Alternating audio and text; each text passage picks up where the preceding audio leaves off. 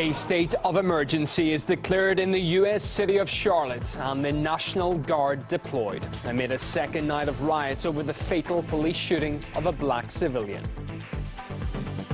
Also in our headlines, Russia and the U.S. prepare for an International Syria Support Group meeting in a bid to overcome the latest standoff in the country.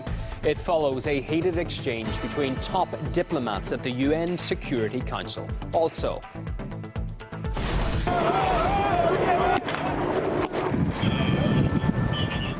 clashes in the French port of Calais as police try to block migrants attempting to board lorries heading for the UK. Britain has now started building a huge wall there to seal off the so-named jungle refugee camp.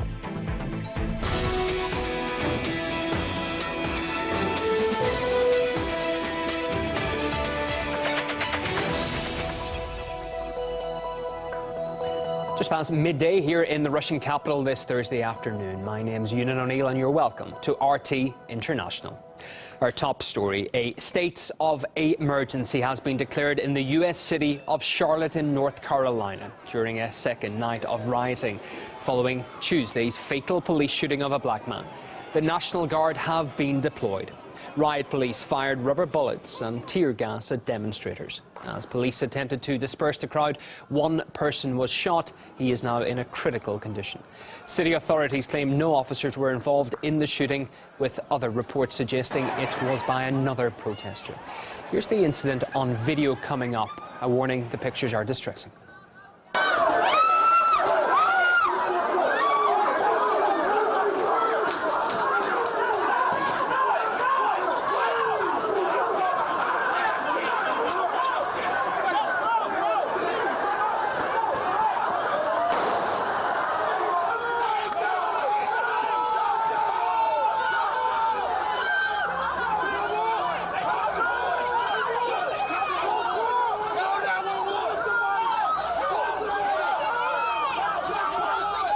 Well, these latest clashes in North Carolina took place when a Black Lives Matter march turned violent and spiraled out of control.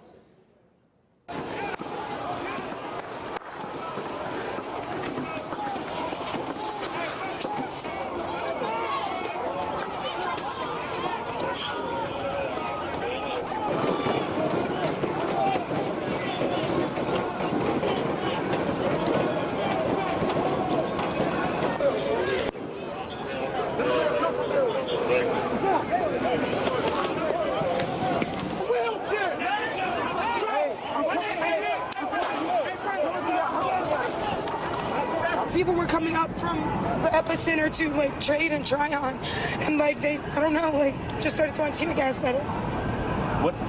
Like it was a march. This was a peaceful protest. This was a peaceful protest. Peaceful protest. The whole reason we had to protest was because somebody was shot, unarmed. Another unarmed person is shot today. Well, let's get a recap of the deadly incident that perhaps started all of this. Keith Lamont Scott, a 43-year-old father of 7, was shot and killed in a parking lot in Charlotte during a manhunt for a different man. Officers say they were searching for a person with an outstanding warrant when they saw Scott getting out of a vehicle with a weapon. In a statement, police said they opened fire because he posed a deadly threat. His family, however, have given a very different account, saying Scott was sitting in his car reading a book when police approached him. Well, following the unrest on Wednesday, Bank of Amerika has sent out emergency notifications to its employees in Charlotte saying they can stay at home on Thursday. Earlier, I spoke to our correspondent, Ashley Banks, who's in the city. Earlier around 7 p.m. I was at the protest and it was pretty peaceful, but things started to go astray once protesters allegedly started following police in riot gear as the police tried to enter an uptown hotel lobby. Now, officers then lobbied tear gas at protesters. Many people, the main message is that they're just upset. They're just fed up with police brutality and they want an end. They want it to come to to an end. Now, these people who have been protesting here in Charlotte for the past couple of days have also engaged themselves in protests over the other police-involved killings of black men across the nation. So they've been protesting for years. Now, I had the opportunity to speak with a young man who is actually the friend of one of Scott's sons, Scott, the guy who was killed on Tuesday, and he said he was there. He was right there when the whole ordeal unfolded, and he's saying what police reports have been going out across the media are completely false. He said that he knows that Scott was in his car reading a book and that he was not outside posing a threat. But at this time, we don't have any evidence of what actually took place, and we won't find out until months to come. But he was informing me that as an African-American male, he's just afraid to be black in this country because so many people have been killed for doing absolutely nothing. And in New York, hundreds of people have also been venting their anger over Tuesday's killing in North Carolina. Activists were heard shouting, "Charlotte, we've got your back," while also supporting Black Lives Matter.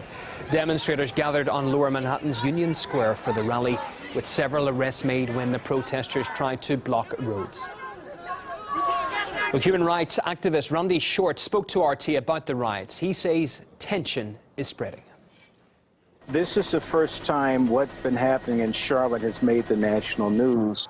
In reality, the whole country is on edge. The American media does a wonderful job lying to the world about how wonderful things are in post-racial America. They have a liar in the White House by the name of Barack Obama who thinks that blacks, who he can't do anything about, for the police who's militarized with combat-grade weapons.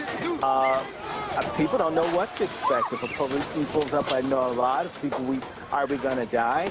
Yes, in America, there are people wondering, if you look like me, when the police come up, am I going to get shot to death? And are they going to lie and put some drugs on me and say I did that? And of course, they'll win or they'll pay off someone.